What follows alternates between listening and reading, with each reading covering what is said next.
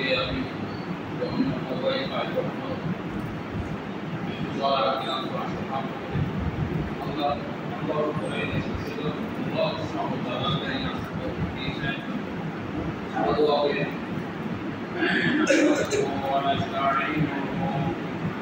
ونستعينه ونستغفره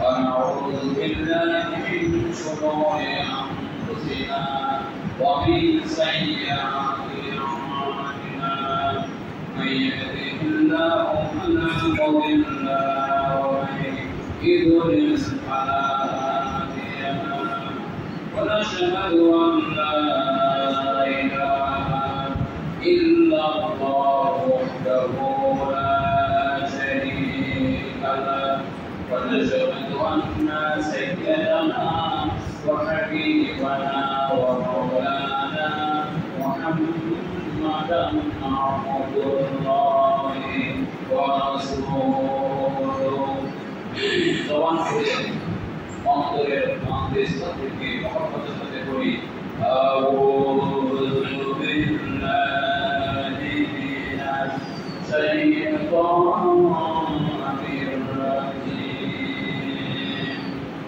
বিসমিল্লাহির রাহমানির রাহিম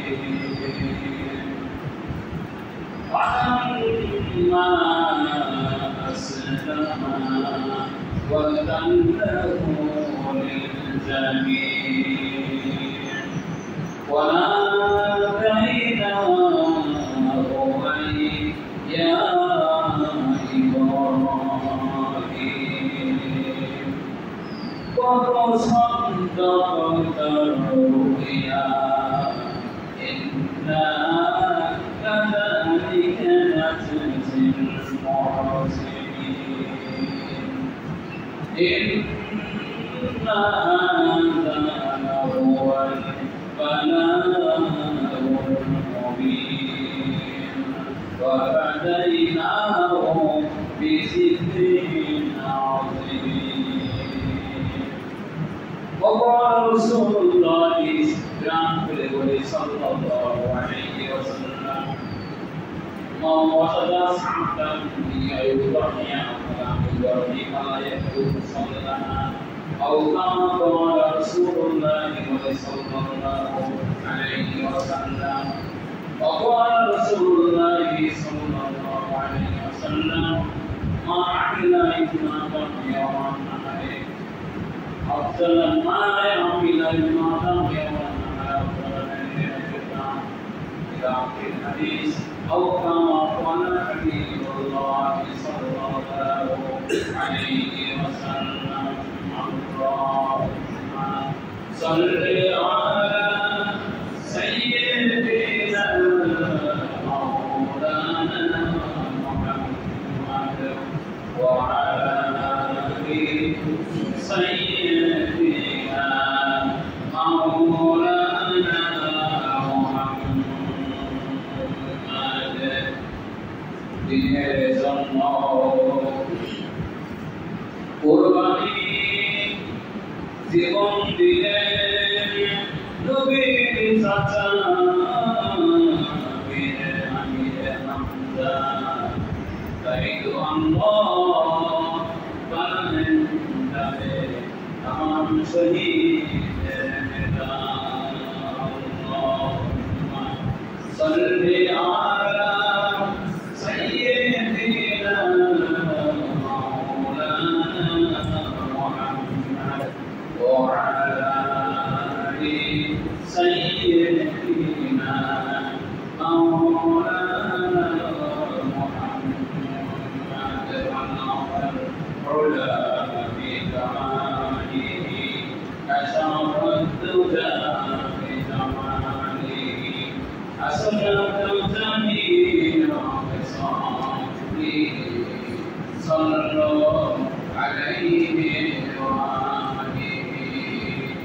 আমরা এখন সকল কাজ বন্ধ রেখে এক মনে এই যে বাণী বলছি আমার বাণী কোরআনের বাণী সব বন্ধ রেখে শ্রীমন্তের সময়ে এই বাণীগুলো ঠিকভাবে বলা আশা তৌফিকের বলে আমি সকল সম্মানিত।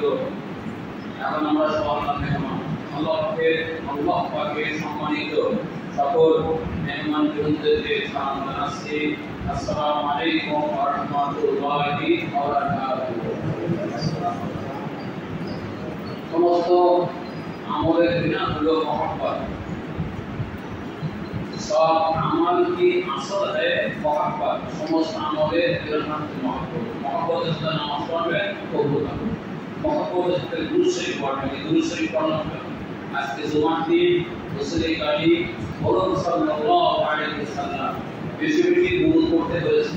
আমাকে একটা সাড়ে গিয়েছে দুরূদ আমি কি না বলছি जुबान দিয়ে 100 দুরূদ পড়তে, মানে 100 না বলতে দিন 100 আজকাল বেশি বেশি এই দুরূদ পড়ার জন্য নবীজি সাল্লাল্লাহু আলাইহি ওয়াসাল্লাম আমাদেরকে উপদেশ দিয়েছেন, আদেশ করেছেন।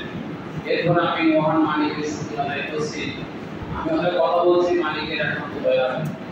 এখন যে জ্বর, কালকে জ্বর দুর্বল মাঝে মাঝে এখন মাঝে ডিস্টার্ব হচ্ছে, তারপরেও আল্লাহ তাআলার সাথে নিয়ে কথা বলছি যে আল্লাহ আমাকে আসার তৌফিক দিলেন, আপনাদেরকেও এই মসজিদে দুনিয়া থেকে আল্লাহ আসার তৌফিক দিলেন। সেই মহান মালিককে শুকরিয়া করার জন্য হৃদয় এবং ইসলাম থেকে মহব্বতের সাথে বেল ভরা দরদ দিয়ে সকলে একসাথে বলছি আলহামদুলিল্লাহ। রব্বানা লাকাল হামদ, রব্বানা লাকাল হামদ। ঈশ্বরে নামাজকে আন্দাজ করে এই জীবন যখন সামি আল্লাহু লিমান হামিদা বলে আপনাকে মহব্বতের সঙ্গে বলতে হবে রব্বানা লাকাল হামদ। তাহলে জীবন শুদ্ধ করতে হবে, আমল শুদ্ধ হলে জীবন শুদ্ধ হবে। তারপরে কি হামদান কাসীরান তাইয়িবান মুবারাকান ফীহি। আপনারা অনেক খরচ করেছেন পড়তে, তো অনেক সুন্দর, কিন্তু একটা বড় গুরুত্বপূর্ণ বিষয় হলো মুসাল্লি সুন্দর হতে হবে। আল্লাহ তৌফিক দেন বলে আমি আবেদন করছি আমি যেখানে তাফসীর করি সব মসজিদে এক ব্যক্তি করে গিয়েছে, কোনো জায়গায় কয়েকজন থাকলে এখানে কোরআন রাখার জন্য সুবিধা পাবে। কোরআনের ভিতরে আলাদা বরকত আছে, অবশ্যই আলাদা বরকত আছে। আমরা আছি এটি মদনা মানে আমরা মদনা সামনে দাস থাকবে, কোরআন থাকবে, লোক থাকবে। তোমার দিন আমার আমি তো থাকছি না, আমি সবার রাখবো, কারণ ওখানে দিয়ে একটা উপরমানের সব পাওয়া যায়, কিন্তু পড়তে পড়তে দেখতে গেছে আর যদি সারা পড়াশোনা করে তো এখানে আমার লোক থাকবে, লোক নাই। যাও আমি আজকে আপনাদের সামনে সীমিত সময় কোরবানি, এখন কোরবানির মৌসুম চলছে, যারা আগে আসতে পারে তারা সৌভাগ্যবান। সাবিকুনা সাবিকুন ওয়া সাবিকুনা সাবিকুন সাওয়াবিয়া, যারা আমলে আগে থাকবে তারাই জান্নাতের পথে আগে থাকবে। দেখুন এই মাসটা বলছি পরে সময় পাবো না, আজকে দিন শেষ, আমার তো লক্ষ্যটা হয়ে গেছে, বলতে গেছে আবার শেষ সম্পর্ক। আজকে শেষ দিন, আপনি এরপরে গো আরো জিনিস আছে দেখেন। জিলহজ মাস প্রথম থেকে সময় রাইতে দেওয়া আছে, জিলহজ মাসের প্রথম থেকে কোরবানি পর্যন্ত যদি এই আমলটা করেন তো যারা আপনাদের দিয়েছেন এখানে অবস্থায় শুধু করা যায় না, এখানে অবস্থায় তারা সব পাবে। আপনি বাংলার জমিনে বসে এই আমল করলে মানে জিলহজের 10 দিন কোরবানি পর্যন্ত এগুলো কাটবেন, আপনি ওই এখানে সব পেয়ে যাবেন। বলে আলহামদুলিল্লাহ, আলহামদুলিল্লাহ। না আপনি মন্ত্রটা তো জোরে বলেন আলহামদুলিল্লাহ। আমি অসুস্থ সেদিন হয়ে কথা শুরু করছি, আপনারা থাকতে পারেন। তো এইগুলো আগে আসলে আমি বললাম, বাকি যারা আসতে পারেনি আপনারা এটাকে জানাই দেবেন। তবে লাভ হচ্ছে নাই হচ্ছে, মহান আল্লাহ সুবিধা, এতে কোনো রকম ভেজাল নেই। কাউকে ডিরেক্ট আল্লাহ এই দিনের দাওয়াতকে সর্বত্র পৌঁছানোর জন্য এনে পাওয়া গেছে। আমার ভাইরা নিয়ে কোনো লাভ নেই, আমি ভাইরা হতে চাই মালিকের কাছে। এই বক্তব্যে আমেরিকা আমার সাথে কথা বলে যায়, আমেরিকা, মালয়েশিয়া, ইরাক, ওরা বসেছে দক্ষিণ আফ্রিকা। তাহলে এখানে হয়তো লোক সংখ্যা কম, আজকে একদিন থেকে তারা এই মিডিয়াকে যারা সঠিক অর্থে আল্লাহকে খুশি করার জন্য, রাজি করার জন্য যারা ব্যবহার করে বা শোনে, এতে অনেক পাওয়া আছে। বাড়ি খুশি অনেক হাক্কানি আলেমে আল্লাহ মানুষের কথা শোনা যায়। যদি ইমানে ঘাটতি ওদের জন্য ব্যবহার করা যায় কথা কি না? তো আমি কুরবানির সম্পর্কে আয়াত পড়েছি। আল্লাহ বলেন আলাম্মা আসলামা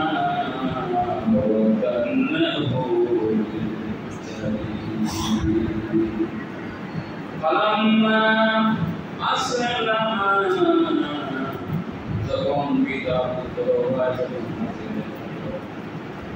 বলা তো খুশি আছে আমার প্রফিট পেলেন আমি পাওয়া বুঝি আছে দেখেন যখন পিতা পুত্র রাজি হয়ে গেলেন, এখন কথা বুঝতে পারছেন?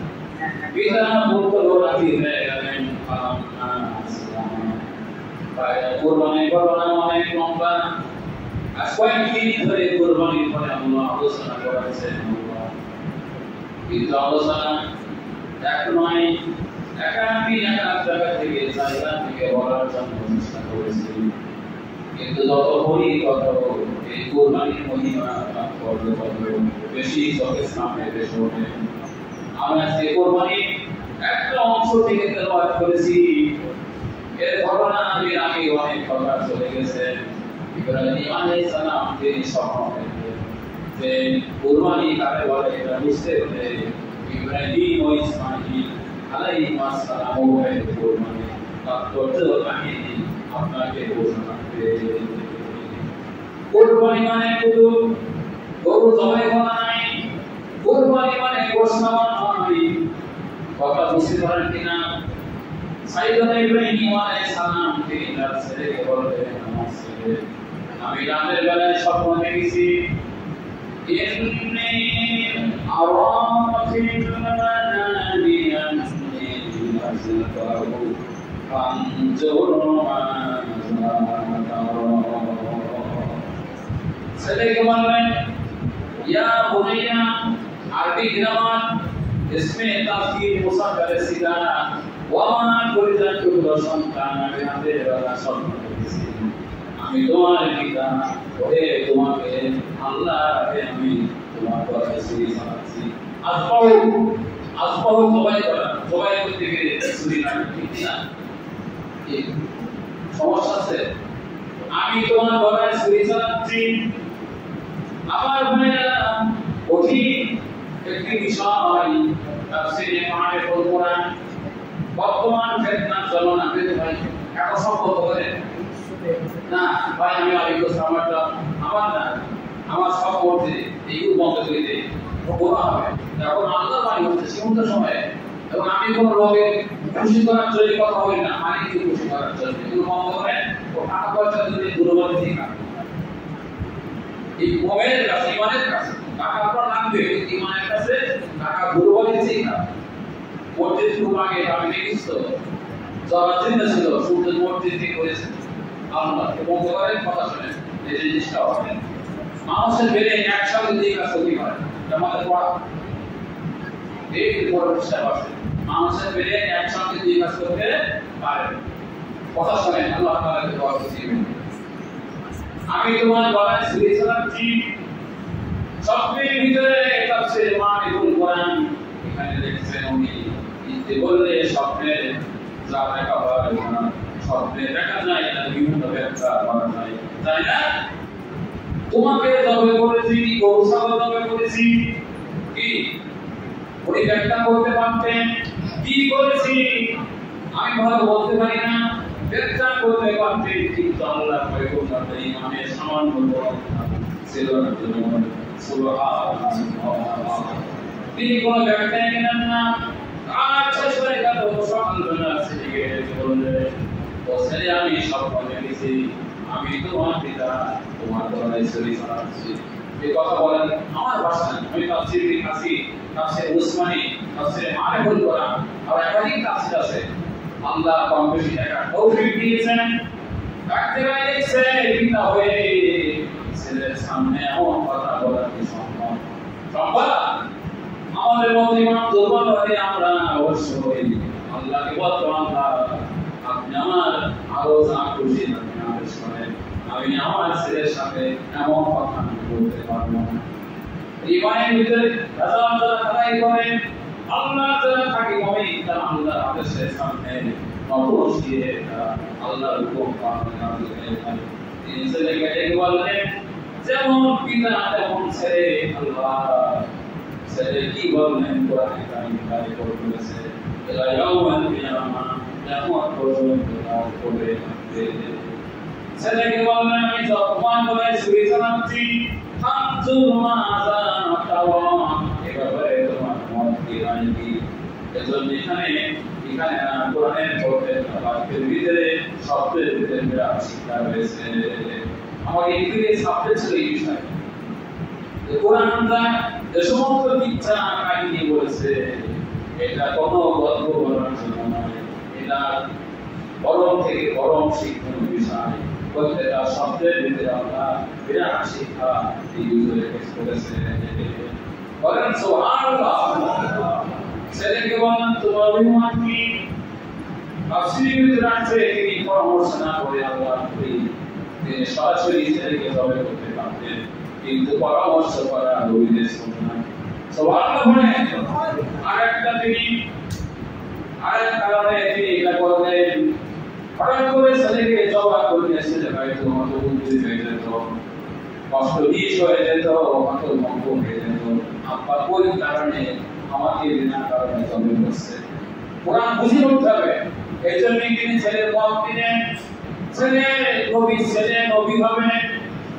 আহারে ছেলেকে থেকে যখন বললেন তোমার মত কি, ছেলে বললেন ক্বালা ইয়া আবাতি ফাজান্নাতু সাতাজিদুনি ইনশাআল্লাহ সাবিরিন।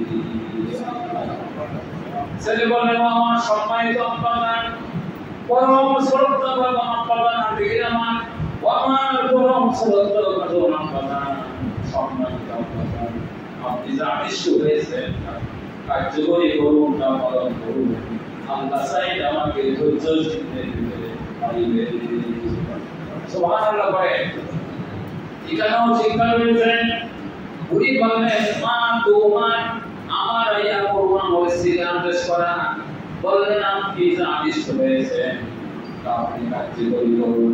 এখন এখানে ব্যাখ্যায় এসেছে উনি তো আদেশ করেন নাই, আল্লাহ তাকে শুধুমাত্র স্বপ্ন দেখিয়েছেন। এখানে সবাই জ্ঞানী মানুষ, স্বপ্ন দেখা আদেশ হওয়া আদেশ দেওয়া জিনিস নয়।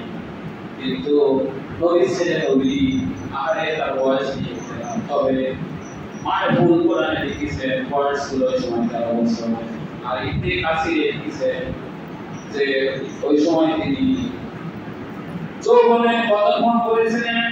আরেকটা লিখেছেন তিনি সাবালক হয়েছিলেন, তাও বয়স বেশি না, 12 থেকে 15 বছর। 12 বছর বলে ঠিক নয়, এই সময়ের ভিতরে তো সাবালক হতে পারে না বলতে হয়, তবে 15 বছর হয়ে গেলে অবশ্যই তাকে সাবালক করা লাগবে। তিনি অল্প বয়সের সন্তান, আল্লাহ বলে না দিয়েছিলেন, তিনি চিন্তা করলেন আমার আব্বার স্বপ্ন, এটা স্বপ্ন না, আব্বা তো আল্লাহর পয়গম্বর, আল্লাহর পয়গম্বর নবীর স্বপ্ন বড় স্বপ্ন না, এটা আল্লাহর ওলি, আল্লাহর পক্ষ থেকে বলেন সুবহানাল্লাহ। আর বলেন আপনি যে বিষয়ে আদেশ পেয়েছে আল্লাহ আপনাকে জানিয়ে দিয়েছেন, আপনি সেই নির্দেশ পালন করুন। আল্লাহ চাইলে আমাকে ধৈর্য শিখতে একজন পাইবে। এখন দেখেন শিক্ষা ওই আল্লাহর হুকুমের সামনে পরিপূর্ণ কতটা এখানে এ পর্যন্ত শেষ নয়। কি কথা বলবেন আমাকে ধৈর্য শিখতে একজন পাইবে, তার মানে আমি সময় হবে ব্যাখ্যায় গেলাম না। আমি একাই ধৈর্যধারী, একাই ধৈর্যশীল এ কথা বললেন না, তিনি বললেন দুনিয়ায় আরো অনেক আল্লাহর হুকুম পালনে আল্লাহর অনেক ধৈর্যশীল বান্দা ছিল, তাদের মধ্যে আমাকে একজন পাইবে। অনেক হয়তো বুঝতে পারেন নাই, আমি যদি বলি আমি একা আনেন অহংকার আসবে, দেখতে না বলেন আর যদি বলি না আমি একা ইমাম না, আমার মতো আরো ইমাম ছিল, আমি তাদের মধ্যে একজন। এজন্য আল্লাহ ছিলেন নাউজুবিল্লাহ নবী ছিলেন, নবী ছিলেন, নবী হবে সময় পাবো না। দুনিয়ার সব নবীদের চেহারা ভিতরে নূরের জ্যোতি বিদ্যমান ছিল। সুবহানাল্লাহ। ভিন্ন নবী হবেন, তিনি বললেন আরে আমাকে আপনি জোশিদের বিভাজন পাইবেন। এই কথাটুকু বলে অহংকারের দেশ মাত্র তিনি বাকি রাখতেন না। একদম নির্বিধান বললেন আমি আল্লাহর হুকুম মানে সম্পূর্ণ তৈরি। আমার মুসলমান ভাইরা শুধু গল্প শুনি, কাহিনী শুনি, এটা কোরআন কাহিনী বলার জন্য আসে নাই, কোরআন এসেছে শিক্ষা দেওয়ার জন্য। এই কাপড়ে আজকে আমরা ইসমাঈল আলাইহিস সালাম আর ইব্রাহিম আলাইহিস সালামের মতো আল্লাহর হুকুম পালনের সামনে নতশির হয়ে যেতাম, নিজেকে যদি সর্বোত্তমে অর্পণ করে দিতাম সবাইকে, আল্লাহ তাআলা আমাদেরকে আমাদের সমাজকে অর্পণ করবে, ইমানদারি সমাজ করে দিতে। হ্যাঁ, কিন্তু আমাদের ভিতরে ইমান আছে, মুনাফিক বেশি, ঠিক কিনা বলেন? আল্লাহকে ওকে বলি আমরা তোমাকে মানি, কিন্তু বাস্তবে যে আমরা অনেক ক্ষেত্রে আল্লাহর হুকুমকে লঙ্ঘন করি। আমার আল্লাহ দোয়া করি, এটা বাড়ছে সব জায়গায় দোয়া কবুল হয়, দোয়া কবুল হয়। আল্লাহর কাছে দোয়া করি আল্লাহ আমাদের সব জায়গায় তোমার হুকুম করো, নতশিরে মানা তুমি তার করে দিও। তাহলে এভাবে এরা আলাম্মা সালামা পিতা পুত্র বলে তো রাজি হয়ে গেলেন। ইব্রাহিম আলাইহিস সালাম ছেলেকে নিয়ে রওনা দিলেন। শয়তান আমরা যত এই কাজে দাবি করি আর যত ভালো কাজ করতে চাই, কাজটা কিন্তু সহজ না। এবার কোয়াসে কাজটা কিন্তু সহজ না। প্রতিটা মুহূর্তে প্রতিটা ক্ষেত্রে শয়তান কিন্তু বড় বাধা হয়ে দাঁড়ায় না। শয়তান ইব্রাহিম আলাইহিস সালামকে প্রথমে তাকে কি করলেন? নিষ্কাম করলেন, কুরবানি যাতে না করে কাছে আসছে। এখন যদি ইব্রাহিম আলাইহিস সালাম যদি তার ছেলেকে কুরবানি করে দেয়, তাহলে আমি শয়তান আমার তো কি হয়ে যাবে? বস হয়ে যাবে। এত বড় বিরাট আল্লাহ কি মহান হুকুম কার্যকরী ভাবে আমি কি হয়ে যাব? আমি ব্যর্থ হয়ে যাবো। এজন্য ইব্রাহিম আলাইহিস সালামকে ধোঁকা দিলেন। হাজিরাকে পাথর মানে ইবনে কাসিরের বর্ণনা, উনি প্রথম যখন শয়তান ওনাকে বাধা দিল তিনি পাথর মারলেন, এটা হচ্ছে প্রথমবারের ধোঁকা। এরপর যখন চামড়ায় আঁকা অনেক বড় শয়তান, তার হতে গিয়েছিলাম না নিজা বলে রাখবে। চামড়ায় আঁকা বড় শয়তানের কাছে গেলেন, তিনি আবার ওখানে শয়তানের ধোঁকা পেয়ে পাথর মারলেন। এরপরে প্রথম শয়তান বেশি শয়তান এখানে পাথর মারতেছে। পাথর মারার সময় মোবাইলে রাখতে ইমান পড়ে যায়, মনে হয় গোটা দুনিয়ার শয়তান সব মারে, ধম ধম করে পাথর মারে। আর দোয়া করেছে রহমানির শয়তান নিতাকে আল্লাহ খুশি করার জন্য, শয়তান ধ্বংস করার জন্য পাথর মারছি, মানে বহু পাথর মারে।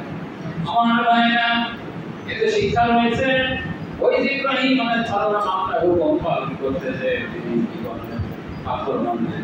এই জায়গায় শেষ নয়, এরকম নবী শিক্ষা দিলেন তত জায়গায় শয়তান বাধা করতে পারবে, পাথর মেরে শয়তানকে তাড়িয়ে দিতে হবে।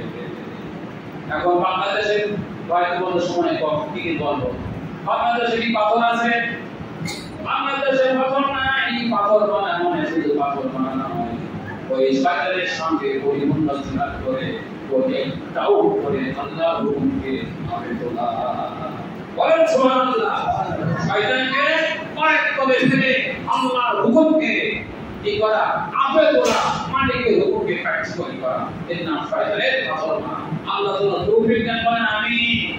যাও যখন শয়তান বিতাড়িত হয়ে গেল, ইব্রাহিম আলাইহিস সালাম আরে তাফসীরে পানি দিয়েছে, পানি দেওয়ার সময় সবসময় ইসমাঈল আলাইহিস সালাম বললেন, ওনার গায়ে সাদা কাপড় ছিল, দেখে কাছে আমি কিতাবের নাম বলে তারিখে সব জায়গায় আমি রিফারেন্স দেই, এখন কেতনা জমানা। এদিন পর কিতাব এনেছি ঢাকা থেকে, পার্সেলের মাধ্যমে কিতাব কেনেন 1080 টাকা, কিতাবের দাম 12 টাকা। এই বর্তমান জামানায় সব কিনা টাকা দিয়েছে। ইমাম বুখারী উস্তাদ ইবনে নাঈম বিন হাম্মাদ সময়ের জন্য দুরূদ বলতে হচ্ছে, তিনি কিতাব লিখেছেন। এখন আল্লাহ ফিতনা দেখা দিয়েছে, এই কিতাবে সবগুলো লিখতে বলা হয়েছে।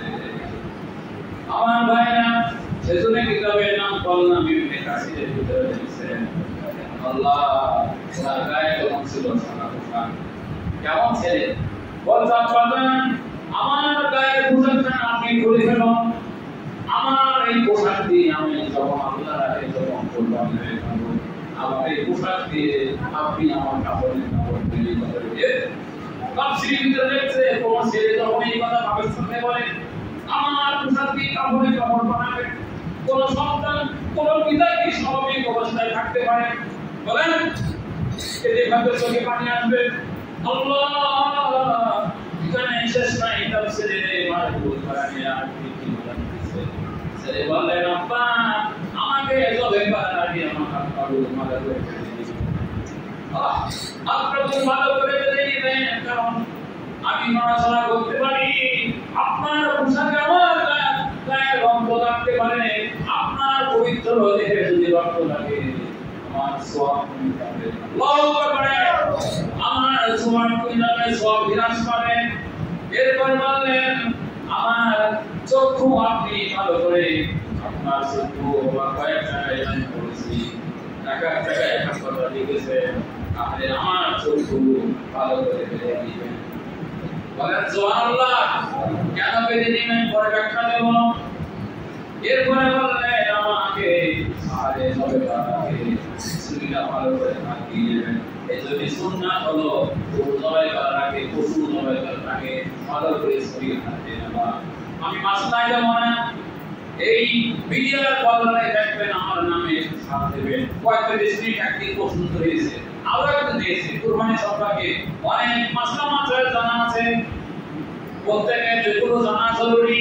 কুরবানি শুধু জবে করলে কুরবানি হবে না, আল্লাহর ঘরে বসে বলতে সবাই কুরবানি করবে না, কুরবানির ভিতরে অনেক মাসলা মাসায়েল আছে, এরা কি দেখবে দেওয়া আছে, যেমন আপনার ছুরি ভালো করে হাত দিয়ে নেবেন, কারো জীবন দেওয়ার কঠিন, সুবহানাল্লাহ বলে জীবনের মায়া ত্যাগ করা বড় কঠিন।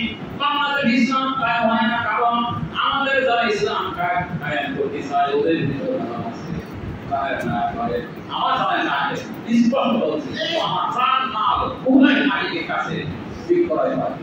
আমি আল্লাহ চাই, জান্নাত চাই, বলেন আল্লাহ চাই, জান্নাত চাই, দুনিয়ার সুখ শান্তি কোনো সুখ শান্তি নয়, বলেন সুবহানাল্লাহ।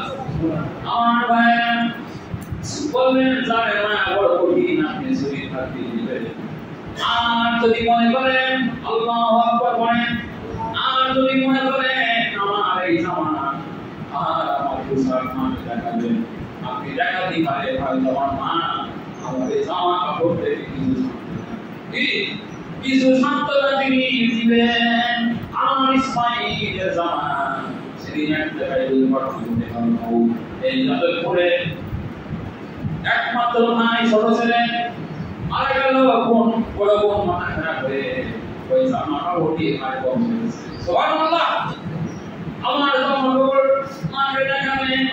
এরপরে যে ব্যাখ্যা বলছিলাম ওয়াল্লাহ, তিনি প্রথমে বললেন যে আমার আরেক জায়গায় রয়েছে আমার রক্ত মাথা জামা মাকে দেখাবে, হয়তো আমার মা আমার রক্ত মাথা জামা সান্ত্বনা পাবেন করে বলেন সুবহানাল্লাহ। এই সত্যর কথা শুনে পিতার কি অবস্থা হয় বলেন, বলেন পিতার কি অবস্থা হয়? ইব্রাহিম আলাইহিস সালাম তাফসীরে ভাষা তিনি পাহাড়ের মতো আচার রইলেন, সুবহানাল্লাহ। তিনি কোনো রকমের দুর্বল হলেন না, পাহাড়ের মতো আচার হয়ে ছেলের বুকে সুমা দিলেন, বলেন সুবহানাল্লাহ। ছেলের লোকে সোয়ানি মারতে বাবা তুমি আল্লাহর হুকুম পালনে এত সুন্দর কথা বলো, সোমান কলিজা ঠান্ডা হয়ে গিয়েছে, সুবহানাল্লাহ। তুমি নামাজ করবে না, তুমি বিশ্রাম করবে না, যে কথাগুলো আমাকে বললে শরীর হাত দিয়ে দিবে, তার মানে আমি বুঝতে পেরেছি তুমি 100% আল্লাহর হুকুম পালনের জন্য আমাকে সহায়তা করে দিলে। ছেলেকে সময় দিলেন। আরেকটা বর্ণনা আছে তিনি ইব্রাহিম আলাইহিস সালাম প্রথমে বলেন আমাকে নানা ইসমাঈল আলাইহিস সালাম বলেন আমাকে বেঁধে নিলেন, পরে বলেন আব্বা আমার হাত পা দিয়ে মারবেন না ইসমাঈল দৌড়ে গেল ইসমাঈল সাহেব। তার কারণ কিয়ামতের দিন আল্লাহ আমাকে বলতে পারে ইসমাঈল তুমি আমার হুকুম পালন করেছিলেন কিন্তু হাত পা বেঁধে জোর করে তুমি হুকুম পালন করেছিলে। সময়ের জন্য আমি ব্যাখ্যায় গেলাম না, এজন্য বলে আমার হাত পা গুলো ছেড়ে গেলেন তাতে করে আমি আল্লাহর সামনে পেশ করতে পারি, আমি নির্দ্বিধায় বিনা বাধায় আমার জীবন দিয়ে দিয়েছি। সুবহানাল্লাহ বলেন ভাই আমার একবার ফালাম্মা আসলামা যখন তুমি সালাত লাগলেন আসলামা ওয়া তাল্লাহু লিল জামিন ছেলেকে কাট করে শোয়াই দিলেন কাছে। আর আরেক জায়গায় লিখেছে অধমুখে মানে উপর করে শোয়াই দিলেন, আর আরেক জায়গায় লিখেছে সোজা করে শোয়াই দিলেন। এখন তো দোয়া শিখেছি বলার জন্য দোয়া করেন আমরা ভালো করে দিই বলেন আমিন। প্রথমে ছেলেকে এর ব্যাখ্যা হলো প্রথমে ছেলেকে সোজা করে শোয়াই দিলেন, কিন্তু আল্লাহর কোরআনে মানে কোরআন ওই সূরা নিচে আল্লাহ আমার পাক বিল করে দিলেন। কারণ অনেক পরে আয়াত আছে আল্লাহ মেহেরবান খোদা, আরেকটা কিতাব নিচে ওয়াবিল সাইয়ে আল্লাহর রহমতের পানি ধারা এত মেহেরবান খোদা। আল্লাহ শান্তি ছেলে না পিতা দিয়ে ছেলেকে সবাই করবে। এটা ছিল ইন্না হাযা লাহুল বালাউল মুবিন, এটা ছিল পরীক্ষা মাত্র। আল্লাহ চাইলে ইব্রাহিম যে আমার জন্য কিরকম ত্যাগ করতে পারে, এই জন্য আল্লাহর কুদরতি আমার বাপ আল্লাহ শরীর করা দিয়েছে।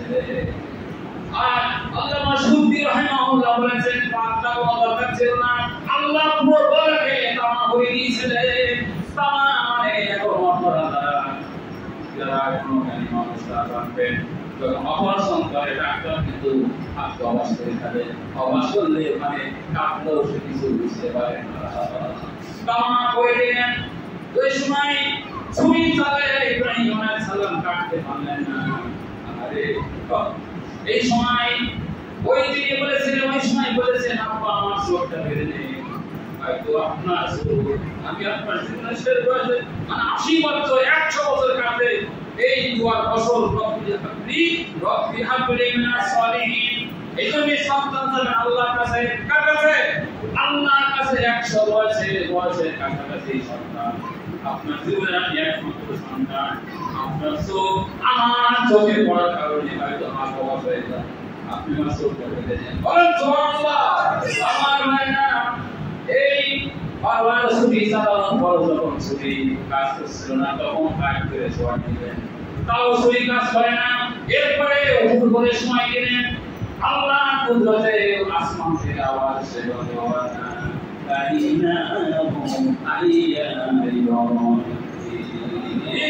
আল্লাহ পাক বলে ও ইব্রাহিম তোমার ছুটিতে কোনো কাজ হবে না, তোমার ছুটি চালানো লাগবে না, তুমি পরীক্ষায় 100% পাস করে দিয়েছো।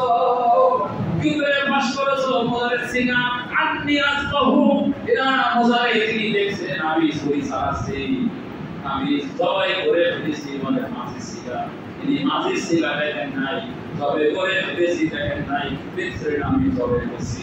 আল্লাহ বলেন স্বপ্ন 100% বাস্তবায়িত করেছো, তুমি তো তবে বলছিলে স্বপ্ন রেখেছো, সেই লক্ষ্যে পর্যন্ত তুমি পৌঁছে গিয়েছো, পরীক্ষায় তুমি পাস। জয় বলেন সুবহানাল্লাহ। এবং তিনি সাইডে তাকায় দেখেন একটা বিরাট দুঃখ সামনে আছে।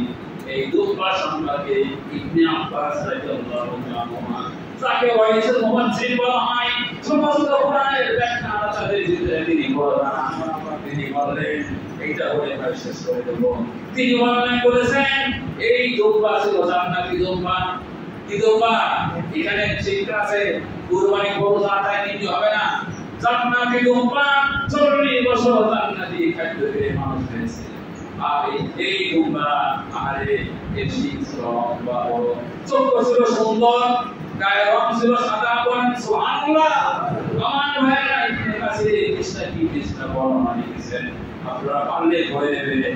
এই দুম্বা দিয়ে তিনি ওয়াফাদাইনাহু বিযিকরিন আযীম। ছেলের পরিবর্তে ওই দুম্বা আল্লাহ উৎসাহ করে দিলেন। এই জন্য মুসলমানদের জন্য ছেলের পরিবর্তে পশু জবাই দিতে আজকে সমাজ অগ্রসর করে দিয়েছে। আল্লাহ ওই দুর্বাসের উদ্দেশ্য কোনটা? এই জন্য মাসলা হলো যারা কোরবানি দেবে, কোরবানি যারা দিবেন, নবীজি নিজেও পশু শ্রেণী দিতে বলেছি। পশু শ্রেণী কারণ তিনি কাপসাটাই নবেল কাপসা দুবার কোরবানি দিয়েছিলেন। সেই দুবার ছিল কাপড়, সেই ছিল লম্বা, আর সেই দুবার ছিল স্বাস্থ্যবান, সুস্থ। এই দুই ভালো মানের পশু ব্যবহার করেছিল। আমার ভাইরা কি করে বুঝাবো? ইব্রাহিম আলাইহিস সালামের সেই দুবার, সেই মাথা শিং শুদ্ধ খাওয়া করে আমার নবীজি জিন্দেগি পর্যন্ত খাওয়া করে জানাচ্ছিল। এরপরে একদিন শুনবেন আমার মাসলা হলো সময় ভাইটা বলেছেন আমাদের ছুটিয়া অনেক ভাব হয়ে গেছে। আমি আমার উদ্দেশ্য হলো ভাই এই কুরবানি করতে হলে কি বলেছি? ইব্রাহিম ও ইসমাইল আলাইহিস সালামের তাদের কুরবানিটা বুঝা, তাদের কুরবানির তাৎপর্য বুঝা। উনি ইব্রাহিম আলাইহিস সালামকে কুরবানি করেছিলেন, তিনি কুরবানি করেছেন বসে পাচ্ছেন কথা বলেন। এই জন্য কুরবানি যদি কেউ বসে খাওয়া নিয়ে করে আল্লাহর কসম কুরবানি কবুল হবে। কিন্তু এই আমার দেখতে আমরা অনেক আমি পয়েন্ট দিছি সেখানে কুরবানির উদ্দেশ্য হয় না, বস খাওয়া উদ্দেশ্য হয়। বেই জামায় আসছে খারাপ বলবে, সামাজিক সামাজিক গোপন বলবে, অনেক ক্ষেত্র আছে। এই জন্য আমরা দিয়া ছেড়ে করি। একটা আয়াত আছে কুরবানি করার সময় ঢুকে কি এটা পরে বিশ্বাস করি। একটা দেশে পরিবেশ দিয়েছে একটা দিন আমি বাড়িতে আসছি কিছু সময় লস হলো না বললাম ভাই এই জানালা ভয় আসতাম ওখানে বলছিলাম নেতারা ছিল আপনি যেই হন না কেন দেখি কথা বাড়ি করা লাগবে কোনোদিন আগে তুই মুক্তি পাবেন না যদি দেখি কথা বাড়ি খাবেন ঠিক না ঠিক। আমার ভাইয়েরা একটা পড়ালে কুরবানির সময় কুরবান করেন বল ইন্না সালাতি ওয়া নুসুকি ওয়া মাহইয়া ওয়া মামাতি লিল্লাহি রাব্বিল আলামিন। আমার জীবনের বন্দেগী, আমার কুরবানি, আমার এই জীবন, আমার কর্ম সে আল্লাহর জন্য যিনি সারা প্রাণে মালিক আল্লাহ। এইজন্য ভাইরা আমার কুরবানি কার জন্য হবে? সূরা কাউসার আছে না? ওখানে কি আছে? কানে মাওলানা আছে লিরব্বিকা লিমান ইহতিসাস, একমাত্র আল্লাহর জন্য কুরবানি হওয়া লাগবে। এইজন্য আমার সার্থক হবে এখানে আসা কোনো ভাই কোনো উদ্দেশ্যে কুরবানি করবেন না। আল্লাহর রাস্তায় আল্লাহর জন্য কুরবানি হয়। যদি কুরবানি হয় তাহলে কি লাভ হবে? ইন্নাহু ইয়াতি লায়াতি ইয়াউমাল কিয়ামাতি দুনিয়া ওয়া সালিহা ওয়া বালিহা। এই কুরবানি পশু দাসী তার পায়ের ফুল তার গায়ের লোম শুদ্ধ আল্লাহর দরবারে কিয়ামতের দিন হয়ে যাবে। আল্লাহ দোয়া করি আল্লাহ আমাদের এমন ভাবে হালাল টাকায় কি টাকায় হালাল টাকায় কুরবানি করা তৌফিক দাও সেজন্য এই কুরবানি পশু কিয়ামতে আমাদের সামনে দাঁড়ায় যায়। আসসালামু আলাইকুম।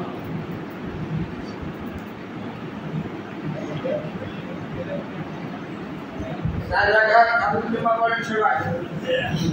আমি কি করতে হবে?